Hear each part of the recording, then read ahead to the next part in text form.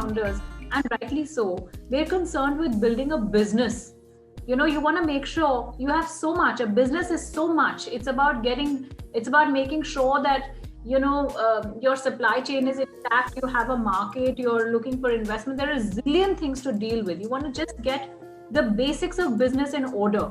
At that time, how does one deal with the idea, or do you actually give sufficient importance to the idea of building a brand at an early stage? How do I make sure that my brand stands out and is differentiated versus all other brands? Am I building an intangible asset also?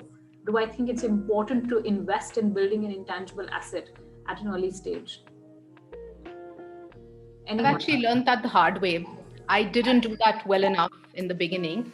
And I think it's a very fine line, and it's a tough ask because, when we started, I told you we were doing private label as well. And we continued doing that because we felt that's good money for the business. It's a cash cow. It's doing that. But, there's something of an inherent DNA and culture of the company. If you do it too long, the people you're working, they get used to that vision, and then they're working towards that. And we didn't give the brand, we should have corrected ourselves a little bit at some point, maybe, a couple of years before, and started investing in the brand, which we're doing now, and it's serving us very well. But I think it's a very, like I said, a very tough line. Everybody will have different milestones for it.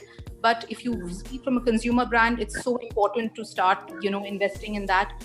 I would not say until one, because there are limited resources, but, at a certain point, we have to have that goalpost saying we need to start building the brand. Otherwise, you are essentially commoditized, and that's the greatest disservice you can do yourself. Yes. So I have learned that the hard way, and I would just tell everybody, keep it as a goalpost. You can't define when that would be, but it has to be something you're mindful of before it runs away from you. What for me, like, it's different aspects which decide this decision. So it's very important. So it's like first day itself, you have to be clear whether you want to earn money or you want to earn value, where the brand. So this is where the decision starts. And the second, you have to decide the product placement, whether you want to become a Maruti or you want to become a Mercedes. So you have to take that route where the brand has to be built up, and all the GTM, RTM strategies has to come along with that. I think it's very important. What's your product placement? Now, there are two examples live in the world, like Facebook or Google. They don't do much ad, right? It's on the technological side. So they focus on technology, and then people adopt it and they become a brand. The other way is like getting a soap brand like Lux and XY. It doesn't have much features in the product, but you require other things for the branding. So it's all the aspects, all the metrics has to be formed further. And then you have to decide, okay, which route I have to take and what kind of money investment I have to do. But Sumit, you'll be surprised at the amount of money Facebook and Google do spend on advertising, on their own advertising. Yeah, but on their own, so much like. I want to tell you guys that building a brand is not actually advertising only.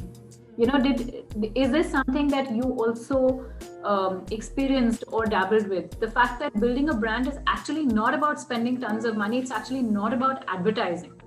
Building a brand is about getting simple elements right. Like how you deliver your services is also part of your brand, because a brand is nothing but a consistent customer experience. If you're able to deliver a consistent customer experience each and every time, then that is a brand. It's nothing more than that.